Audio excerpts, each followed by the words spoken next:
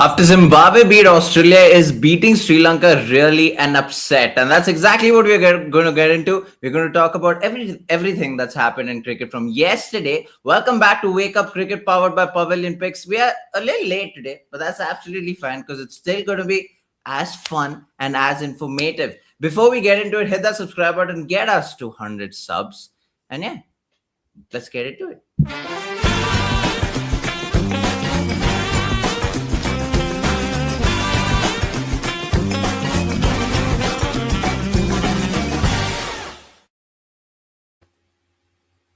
Now let's begin by talking about women's cricket. It is the T20I season and Australian women have leveled the series. Australia strike back to level series at 1-all after Voll masterclass.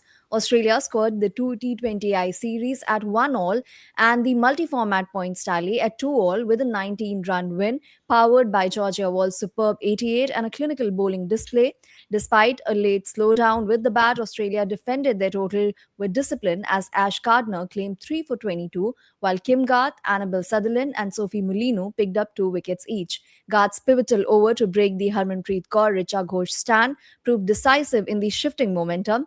The Indian captain Harmanpreet Kaur admitted her side failed to take responsibility in the chase despite promising partnerships as regular starts went unconverted. Australia skipper Sophie Molino praised her side's composure under pressure, highlighting lessons learned from the opening game. The teams now head to Adelaide for the series decider on Saturday with everything to play for. To give you a little perspective, and honestly, if you did watch the game, at no point did it seem like India were trying to win the game. But let's get into that a bit later. If to give you a little perspective, Australia were on their way to score 200 at one point because they were 128 for no loss by the end of the 14th over, and then they lose the first wicket.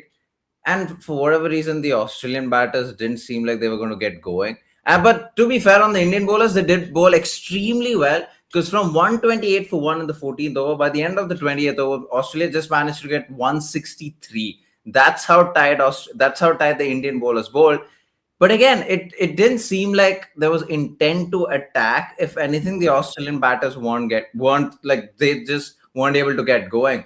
And that's when the Indian batters came about. And then I realized there is no such thing called intent according to them, because at no point did it seem like they were trying to win the game. It almost seemed like every Indian batter that came into bat they were just trying to get themselves settled in. They were just trying to get a score for themselves and not do anything about it, because that's exactly what Harmanpreet Kaur even said in the post match, how it didn't seem like any batter wanted to take responsibility to try winning the game. It, to be fair, as an Indian fan, it was really upsetting because I don't know what they were up to in the middle with the bat, because they just weren't able to score any runs. I mean, they eventually at some point were 126 for 3 around the 14th over. And that's when Harman was still out there. But the moment she was dismissed, from then on, it felt like it was just a pack of cards that fell together, right? Because even Harman's innings, 36 of 30, there's no real acceleration there. Even Richa Ghosh, 19 of 19, and then she gets out of the 20th delivery. So clearly, they should have accelerated much earlier. I think they left too much for too late. And then the batters who came in, they just folded like a pack of cards, as I said, which means that the series is now level. Moving on to the next story, which is the highlight as well for the day. Zimbabwe unbeaten. Raza Bennett scripts Zimbabwe's stunning chase to sink Sri Lanka. Zimbabwe pulled off a remarkable 6 wicket victory over the host Sri Lanka at the R. Premadasa Stadium, chasing down 179 for their second highest successful T20I chase. And guess what time they chose for it? Brian Bennett anchored the innings with an unbeaten 63 of 48 balls, while Sikandar Raza turned the tide with a blistering 45 of 26 as Zimbabwe overhauled 178 with confidence. Earlier, Sri Lanka had surged to 54 without loss before Zimbabwe's bowlers, led by Graham Trimmer, 2 for 27, and Brad Evans, 2 for 35, applied the brakes to restrict them despite 62 from Pathum Nissanka and a late flourish of 44 of 25 by Pavan Ratnanayake. Zimbabwe's reply was initially stifled by the sluggish surface, but Bennett held firm as Ranbirl and Tadivanashe Marumani injected momentum. With the asking rate climbing, Raza unleashed a decisive assault, hammering key sixes of Mahesh Thikshana and Dushan Hemanta to knock the stuffing out of Sri Lanka's defense. Though there were late jitters, Tony Munyonga's 6 in the final final over calm nerves before Bennett sealed a famous win, marking Zimbabwe's second major upset of the tournament. Whether we call that upset or not, we debate over it. But there's one thing that is for sure: I will stop predicting about this World Cup, except the fact that Zimbabwe is going to lift the World Cup. Of Ooh, course. okay, of course. Good take that. I'll So now actually, you know that's not going to happen, which is quite a heartbreak if you're a What do you Zimbabwe mean?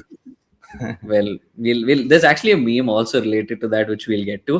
But the conversation yesterday was along these very lines, whether or not Zimbabwe can get that first position, go unbeaten in the tournament. So far, that's exactly what's happened, and credit to them, they've found a way to sort of hack those middle overs, because their spinners are the ones who stepped up yesterday. Of course, their fast bowlers have already been doing a good job, but considering the fact that these are the kinds of surfaces where it just provides a lot of help to their leg spinners as well as their slow left arm orthodox spinners, because of the pace also that they bowl at, which is around the mid 80s. It just becomes really tough, and that's what happened to Sri Lanka yesterday as well. Now, credit where due. I mean, Pathum Nissanka has been in the form of his life. He, in fact, now becomes the highest run scorer in T20 internationals for Sri Lanka. He's at 2,636 runs.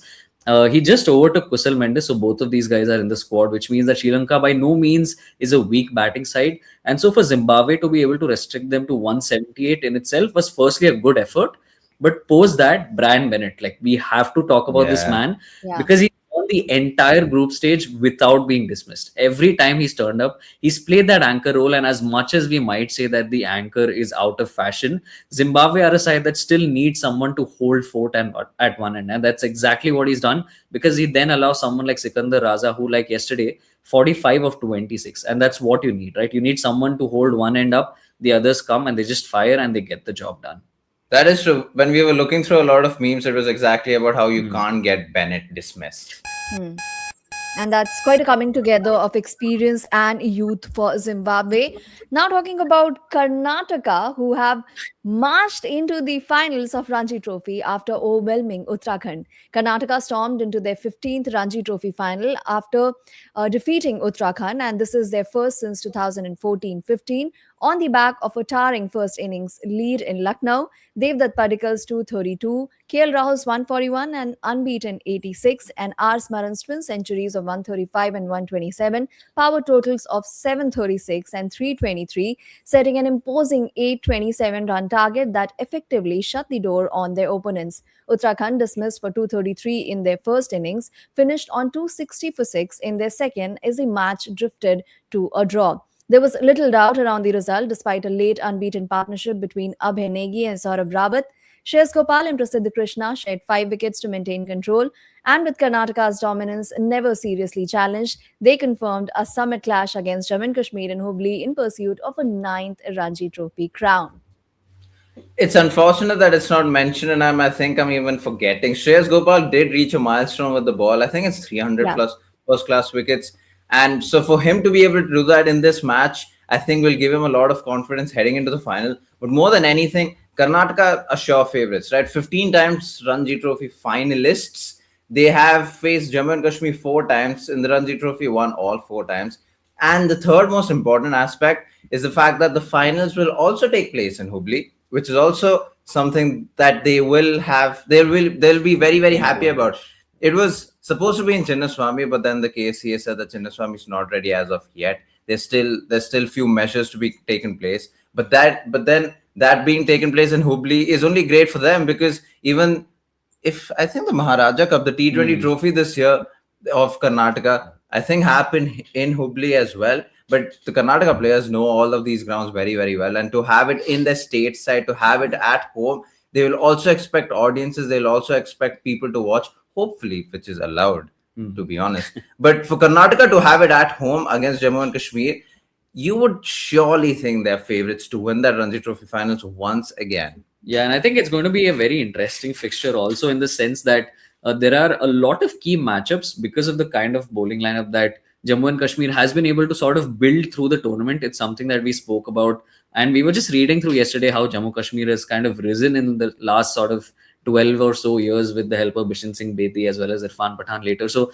they know what they're getting into. And in a place like Hubli, I think the bowlers are going to make a huge difference, because on one end you have Jammu and Kashmir with their fast bowlers, and then Karnataka with their bowling lineup. Yeah, but all fast bowlers starting with V. What's also interesting is I don't think Jammu and Kashmir has played in this part of the country this entire Ranji Trophy season. So for them, it'll be a bigger challenge to make sure that their fast bowlers are a little more effective. True. Guys, quickly make a promise. What would you do if Karnataka go on to lift the crown, go on to lift the trophy rather? That's just normal, right? Yeah, we won't do anything in that case. We should be expected to win. Yes. Okay, we'll give you time to buffer that and come up with something at least. Moving on to the next story, which is Oman and their Aussie dreams. Oman eye upset as Jatinder targets vulnerable Australia. Oman captain Jatinder Singh believes his side have a prime opportunity to spring a surprise against a wounded Australia in their final 2026 T20 World Cup group match in Palakkale. Oman have endured heavy defeats to Zimbabwe, Sri Lanka, and Ireland, and were also beaten convincingly by Australia in 2024. But Jatinder insists momentum in T20 cricket can shift quickly. With Australia already eliminated and playing only for pride, he called it the best time to crush them, backing his players to seize key moments and make their mark on the global stage. Looking beyond the tournament, Jatinder stressed the need for greater exposure to competitive cricket to close the gap with leading nations. Oman played just 15 T20Is in 2025, and he believes access to franchise leagues, either domestically or abroad, would significantly boost player development. Without regular high level competition, he warned it would remain difficult to keep pace with teams who benefit from packed international and franchise schedules. All right. So, for all of the things that have been said, Oman has been one of the more disappointing associate sides. They've often turned up and not been able to put on their best show. Of course, they were also affected by injuries before the start of the tournament. So, they're not essentially playing their best possible squad. That's something you can keep in mind. But for them to come out and make this statement before the match, and for their captain to be this confident, of course, it speaks of the kind of optimism there is in the camp. And it also happens to show how vulnerable Australia must be feeling or have been throughout the tournament. So it will be an interesting fixture from that front. And I think to the point of Oman's captain on how these players getting their opportunities in these franchise leagues has definitely made a difference, because even someone from Italy like a Ben Manenti was playing in the Big Bash League, and you can see that experience kind of translating into a tournament like this. What something will be interesting to watch out for is Australia's selection. George Bailey in the last couple of days has given a lot of interviews defending his team and defending the kind of selection that they have made. Yeah. Even with Steve Smith, George Bailey talked about how Steve Smith was just a cover-up and not part of the actual squad. So for him to play would be unfair to the other players initially selected, which is fair if you think about it. But with a player coming in with so many runs, you would then be expected to play if he's part of the squad, would be the argument. And if Cameron Green does get a lot of overs, for the generational talented all-rounder that he is, he hasn't gotten a lot of overs, hasn't scored a lot of runs. Matt Renshaw, if he will be selected, where does he bat? Because every time he's been given the opportunity, he's been able to score runs. And if Mitchell Marsh is able to be in the form that he was in leading up to the World Cup. So the Australian team selection will be a very, very interesting thing. Before the World Cup started, I don't think a lot of people thought this will be a conversational topic. The Australia's team selection, because you would expect them to just get deep into the World Cup. Now that they're knocked out, it will be interesting to see if Steve Smith does play after all the interviews that George Bailey has given. And him emphasizing on him just batting in the top order. In the meanwhile, good morning, Sandeep. I read in the comment section that he wasn't well, but he's back joining us live. Moving on to the next story. And which is on IPL 100 and Pakistan. Pakistan cricketers are not being considered by Indian-owned sides for the next month's 100 auction, as reported by the BBC Sport. Players from Pakistan have not featured in the Indian Premier League since 2009 because of diplomatic tensions between the two countries. 4 of the 100's 8 franchises, Manchester Super Giants, MI London, Southern Brave and Sunrisers Leeds, are now at least part owned by companies that control IPL teams. In message reportedly seen by the BBC, a senior official from the England and Wales Cricket Board indicated to an agent that interest in his Pakistani players would be limited to sides not linked to the IPL. Another agent described the situation as an unwritten rule across the T20 leagues with Indian investment. ECB chief executive Richard Galt said last year he expected players from all nations to be selected for all teams in the 100 and warned clear anti discrimination policies were in place. And I hope that is the case, because as much as we might be from whatever country, for other countries to grow and for the sake of cricket, they should just get opportunities to play all around the world. And honestly, I mean, we're just 5 years down the line until every franchise team has an IPL team, including the Big Bash. At some point, they'll think about selling stakes and selling teams, and then we'll have more IPL teams. That IPL owners who also own teams there. And if you're not going to consider Pakistani players anywhere, then that's a real problem. Sure, they can't play in India, and that's a whole other issue. But for them to not be able to play another franchise tournament just because you're an IPL Indian owner, then there's a real issue in terms of just growing the game at that point. Yeah, it comes down to how monopolies function, right? Because in some sense, you would think that some things are right with not the fact that they're not letting Pakistani players play, but just the fact that these franchises have expanded into different leagues, because you see that continuity in player development and you see the likes of so many players who might be scouted and get opportunities. We've seen so many stories where these young Indian players have been scouted and they've gone as net bowlers to, say, the South Africa T20 League, for example. And that's a huge experience. They're rubbing shoulders with the best in the world. But the situation, and this is, of course, the good part of having that continuity across franchises. But the moment it's stuff like this, it's hampering world cricket as a whole, which is definitely not good for the game. And we've seen this the other way around too, like when Ryan Rickelton was picked for MI Cape Town, and then he was picked for Mumbai Indians, and now he's playing for South Africa. So it happens to two Indians and even the foreign players, and you would expect the same thing for Pakistan players as well, even if they can't play in India. If they were to play in the 100 or the South African SAT20 or the Caribbean Premier League, if there is continuity and if they are able to perform, then they are able to play for the national side. And so if Pakistani players are not picked, then they're not going to develop at all, which will not do any good for international cricket.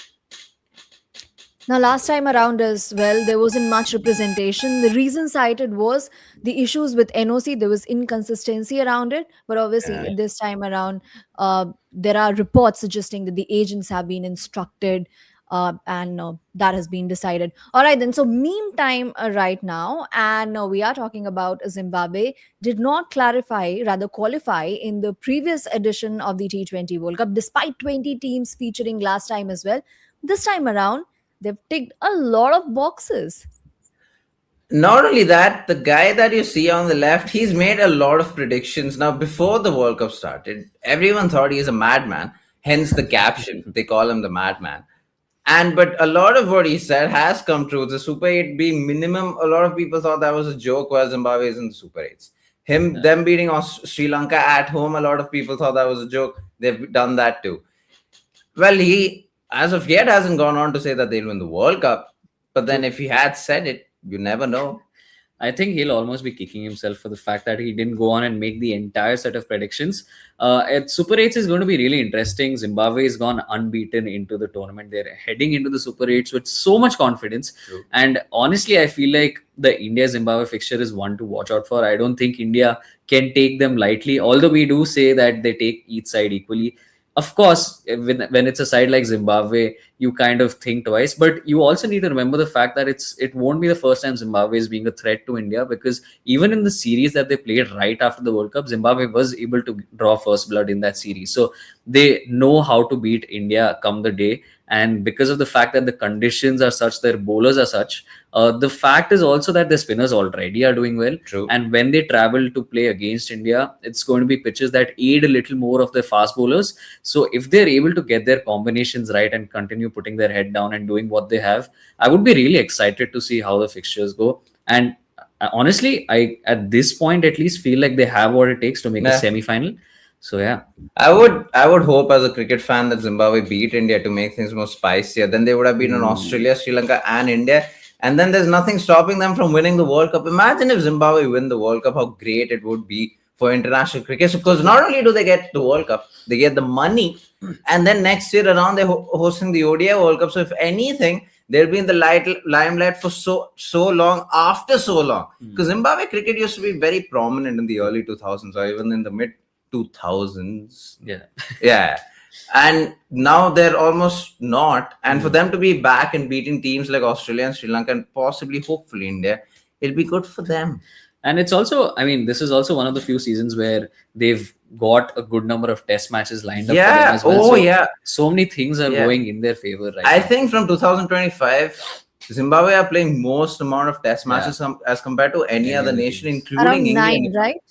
Yeah. I think it's in the double digits. 11 maybe, actually. Yeah. So, but yes, that has been the news for the day from yesterday. But what are the things to look forward to today?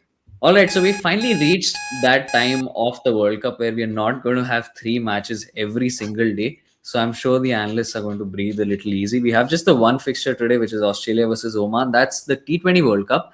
But there's also a Rising Stars A tournament going on for the women, and India A is going to be taking on Sri Lanka A women in the semi-final. So that is one to watch out for. And of course, there's also domestic cricket that's happening, not Ranji Trophy, but just around the world that you can watch if you have a team that's playing it that you want to support. But this is it from us on Wake Up Cricket. Definitely like the video, leave your comments, share this with your friends, subscribe, and get us to 100 subs. Yeah. Thank you guys so much for watching.